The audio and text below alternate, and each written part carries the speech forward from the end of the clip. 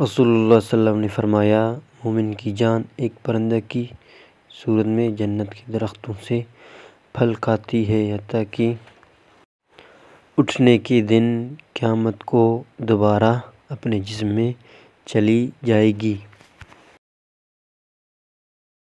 رسول اللہ صلی اللہ علیہ وسلم نے فرمایا، اپنے گھروں کو قبرستان نہ بناؤ، شیطان اس گھر سے بھاگتا ہے جس میں سورہ بقرہ پڑھی جاتی ہے۔ صحیح مسلم حدیث نمبر 1824۔ رسول اللہ صلی اللہ علیہ وسلم نے فرمایا، ایک مومن کو جب بھی کوئی کانٹا چبھتا ہے یا اس سے بڑھ کر کوئی تکلیف ہوتی ہے تو اللہ تعالیٰ اس کی وجہ سے اس کا ایک گناہ مٹا دیتا ہے۔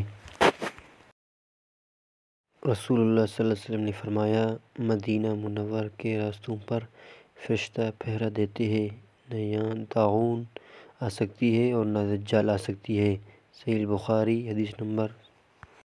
رسول اللہ صلی اللہ علیہ وسلم نے فرمایا، جو شخص غصہ پی جائے جبکہ وہ اس پر عمل درآمد کی قدرت رکھتا ہے تو اللہ اسے قیامت کے دن برسر مخلوق بلائے گا اور اسے اختیار دے گا، جنت کی حوروں میں سے جسے چاہے منتخب کر لے۔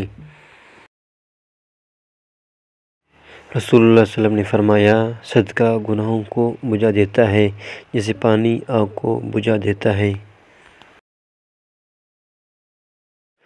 رسول اللہ صلی اللہ علیہ وسلم نے فرمایا، تم اپنے رب اللہ سے ڈرو، 5 وقت کی نماز پڑھو، ماہ رمضان کے روزہ رکھو، اپنے مال کی زکوٰۃ ادا کرو اور امیر کی اطاعت کرو، اس سے تم اپنے رب کی جنت میں داخل ہو جاؤ گی۔